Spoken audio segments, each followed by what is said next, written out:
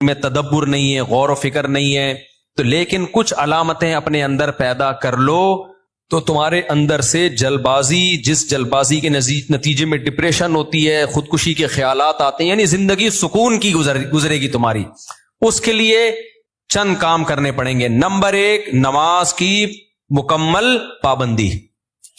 آپ یقین کر لو جتنا ڈپریشن سے نماز بچاتی ہے نا، کوئی چیز نہیں بچاتی۔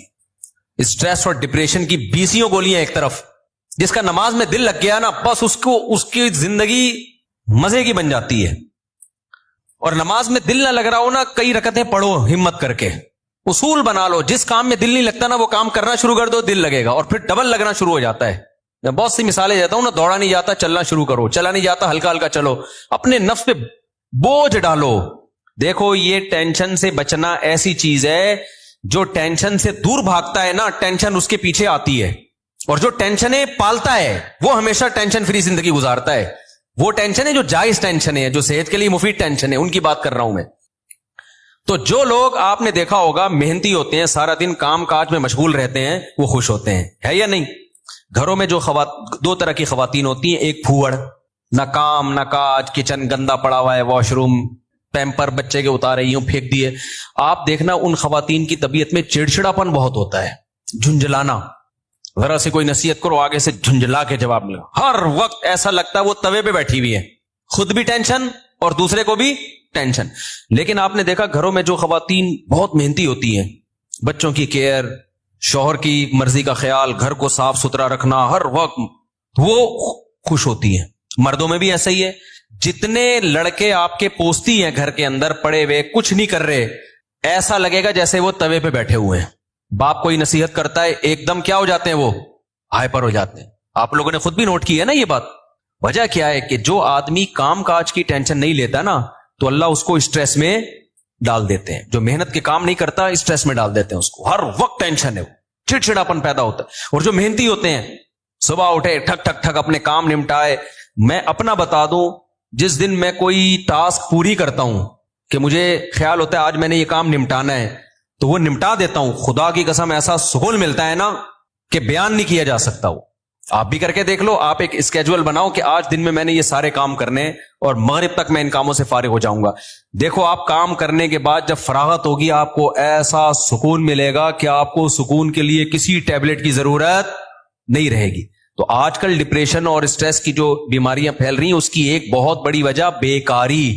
بس ہر آدمی چاہتا ہے میں لائف کو انجوائے کروں، یوں کر کے بیٹھا رہوں، انجوائے کروں، پھر ٹک ٹاک دیکھتا رہے گا اور گھماتا رہے گا، دیکھ یہ والا دیکھ لیا، یہ والا دیکھ لیا، ہوتے لاشعوری طور پر وہ آپ کے دماغ کو اندر سے ڈیمیج کر رہا ہے، آپ کو پتہ بھی نہیں ہوتا۔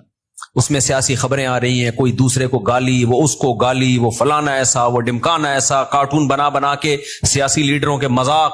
آپ کو پتہ نہیں ہوتا کہ یہ چیز آہستہ آہستہ آپ کے دماغ کو کیا کر رہی ہے، ہلکا ہلکا ڈیمیج۔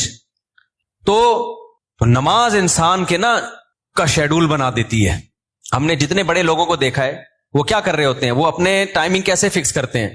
کافر کیسے کرتے ہیں، 8 بجے یہ کرنا ہے، 9 بجے یہ، 10 بجے یہ، شام 4 بجے یہ۔ نمازی کیا کرتا ہے، فجر کے بعد کی یہ روٹین، فجر سے پہلے کی یہ روٹین، ظہر کے بعد کی، بولو نا یار، یہ روٹین، عصر کے بعد کی یہ روٹین، عصر سے پہلے کی یہ روٹین، مغرب کے بعد کی۔ اور یہ جو نمازوں کے ٹائم ہے نا، کمال کی بات پتہ ہے کیا ہے، یہ نیچرل ہے، گھڑی نیچرل نہیں ہے۔ نہیں آئی بات؟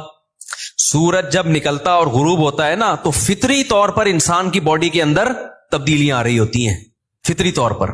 تو اسلام چونکہ دین فطرت ہے نا، تو اس نے اوقات بھی کیسے رکھے ہیں، نیچر کے حساب سے رکھے ہیں۔ تو نمازوں کے حساب سے اپنے آپ کو فٹ کرو گے، زیادہ سکون رہے گا، کیونکہ دن کی روشنی میں انسان کا مزاج الگ طریقے سے کام کر رہا ہوتا ہے، رات کے اندھیرے میں الگ طریقے سے ہوتا ہے۔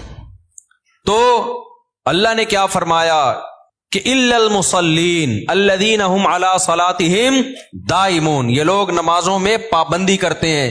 تو آج سے عزم کرو کسی قیمت پہ بھی نماز انشاءاللہ ضائع نہیں کریں گے۔ اور سب سے زیادہ سکون اللہ نے فجر کی نماز میں رکھا ہے۔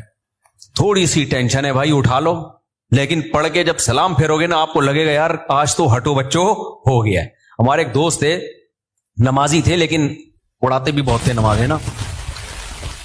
اب وہ بہت پرانی بات ہے، 15-20 سال پرانی بات، بالکل ینگ تھے تو نائٹ فال بھی ہو جاتا ہے جوان آدمی کو. ایک دن کیا ہوا، میں نے ان کو بولا بھائی آپ کو سفر میں حضر میں کہیں بھی ہونا، آپ نے غسل کر کے نماز پڑھنی ہے. وہ جاب کرتے تھے کسی کمپنی میں، انہوں نے کہا یار ادھر کہاں میں رات کو سوؤں اور نائٹ فال ہو جائے، کون غسل کرے گا، کیا ہے بھائی بڑی ٹینشن ہے یار. میں نے کہا یہ عزم کر لو کچھ بھی ہو آپ نے غسل کر کے نماز بولو پڑھنی، کچھ بھی ہو جائے. پانی کا انتظام کیسے کرنا یہ آپ کا ہیڈک ہے، کرنا ہے. تو اللہ انہیں جزائے خیر دے، انہوں نے ہماری وصیت پر عمل کیا. ایک دن پھر انہوں نے ہمیں بتایا کہ سردیاں تھیں، غسل فرض ہو گیا، صبح پریشان ہوں کہاں سے پانی لے کر آیا، کہیں جنگل منگل میں ہو گیا، کوئی پروجیکٹ ہوتا ہے نا، پانی لایا اور پھر کس طریقے سے میں نے بڑی ٹینشن میں سردی میں غسل کیا. کہتے ہیں خدا کی قسم اس کے بعد جو نماز پڑھی ہے، ان کے الفاظ ہیں، اتنا لطف اور اتنا مزہ آیا کہ اب میں آگے کہہ رہا ہوں ہٹو بچوں ہو گیا. یہ ہٹو بچوں ان کے نہیں تھے، یہ میرے الفاظ. اتنا مزہ آیا. تو انسان ٹینشن اٹھا کے جو کام کرتا ہے لطف اور مزہ بولو اسی میں ہے. چھٹی والے دن جب مزہ آتا ہے جب ورکنگ ڈیز کے بعد چھٹی آئے. روزانہ ہی اگر چھٹیاں ہوں تو مزہ آئے گا. ابے دیکھو سنڈے کو لوگوں کی چھٹی ہوتی ہے، ہم لوگ مدرسے میں تو جمعے کو ہوتی ہے. سنڈے کی چھٹی کا مزہ جب ہے جب منڈے کی چھٹی نہ ہو اور ٹیوزڈے کی بھی نہ ہو، وینسڈے کی بھی نہ ہو، تھرسڈے کی بھی نہ ہو، فرائیڈے کی بھی نہ ہو، تب جا کے سنڈے کی چھٹی کا مزہ آتا ہے. لیکن اگر ہر دن سنڈے ہے تو پھر کوئی بھی دن سنڈے نہیں ہے. نہیں آئی نا، یہی تو مسئلہ ہے. تو کچھ کرنے کے بعد جب چھٹی ہوتی ہے تو مزہ ہوتا ہے. چھٹی چل رہی ہے پاگل ہو جائے گا آدمی. ہمیں یاد ہے پورے سال میں نا مدرسے میں ہماری 2 مہینے کی چھٹیاں ہوتی تھیں، اب بھی 2 مہینے کی ہوتی ہیں. لیکن طالب علمی کے دور میں تو بہت ٹف لائف تھی ہماری، پورا ہفتہ مدرسے میں رہنا پڑتا تھا ہمیں. ہم لوگ جمعرات کو عصر کی نماز کے بعد نکلتے تھے، چھٹی ہوتی تھی جمعرات کو. عصر کے بعد 1.5 سے 2 گھنٹے میں گھر پہنچے، رات ہو گئی، 1 ہفتے بعد پہنچے، اور اگلے دن عصر ہم نے مدرسے میں پڑھنی ہوتی تھی، تو چند گھنٹے کی چھٹی. یہ روٹین جب پورے سال ہوگی تو جب 2 مہینے کی چھٹیاں آنے والی ہوں گی تو خوشی سے کیا عالم ہوگا، کیا عالم ہوگا نا خوشی سے. تو ایسی خوشی ہوتی تھی یار ابھی 2 مہینے تک بالکل ہی ویلے ہونے والے ہم. اتنی خوشی ہوتی تھی کہ 1 مہینہ پہلے سے خوشی میں نیند اڑ جاتی تھی کہ چھٹی آنے والی ہے. لیکن اس روٹین کے بعد، لیکن اگر یہ روٹین کے بعد وہ 2 مہینے کی چھٹی نہ آتی بلکہ چھٹی کے بعد چھٹی آتی تو سوائے اسٹریس اور ڈپریشن کے کچھ بھی حاصل بولو نہیں ہوتا. یہ میں پوری تقریر آپ کو سمجھانے کے لیے کر رہا ہوں کہ اپنے آپ کو پریشانیوں میں یعنی ورک کی ٹینشن میں، کاموں کی ٹینشنوں میں ڈالو گے تو سکون ملے گا، اور اگر صرف سکون کی خاطر فارغ رہنا سیکھو گے تو سکون نہیں ملے گا آپ کو. سکون ہمیشہ کام کے لوگوں کو ملتا ہے، خوش رہتے ہیں، بھاگتے دوڑتے لوگ ہمیشہ خوش رہتے ہیں. اور جو پڑے ہوئے ادھر گٹر کے ڈھکن پہ بیٹھ گئے، گپے مارنا شروع کر دی جیسے کراچی کے لونڈے لپاڑے کرتے ہیں، یہی ہو رہا ہے. بیٹھے تو اٹھ ہی نہیں رہے، نہ نماز کے ٹائم پہ اٹھ کے جا رہے ہیں، کچھ بھی نہیں، بیٹھے آپ کیا کر رہے ہیں، پان سے ایک پیک نکال کے ادھر پھینکی، پھر اٹھ کے گھر گیا، وہاں تھوڑی سی ابا سے صلواتیں سنی، سو رہا ہے تو پھر ٹک ٹاک پہ لگ گیا، لگے پوری رات گزر گئی، پھر اپنی مرضی سے سو گیا، پھر اٹھ گیا، پھر جب سوتے سوتے تھک گیا تو اٹھ گیا، تھک گیا تو کیا ہو گیا، اڑ گیا. اب کیا کریں، وہی کریں جو کل کیا تھا، دوبارہ سے اسی ڈھکن پہ جا کے بیٹھو. ہو سکتا ہے 2-4 بے وقوف ابھی بھی وہیں بیٹھے ہوئے ہوں، پھر دوبارہ ڈھکن پہ جا. گٹر کے ڈھکن تو جو چوری ہونے سے بچ گئے ہیں نا، وہ یہی والے ڈھکن ہیں جن پہ لوگ آ کے بیٹھتے ہیں، باقی تو سارے چوری ہو گئے. اب حضرت مفتی تقی عثمانی صاحب کی عمر ماشاءاللہ کافی ہو گئی ہے، لیکن صحت عمر کے لحاظ سے بہت اچھی، حالانکہ اتنی بزی اور اتنی ٹف لائف گزاری ہے انہوں نے. 8 گھنٹے مطالعہ کا معمول رہا ہے ایک دور میں.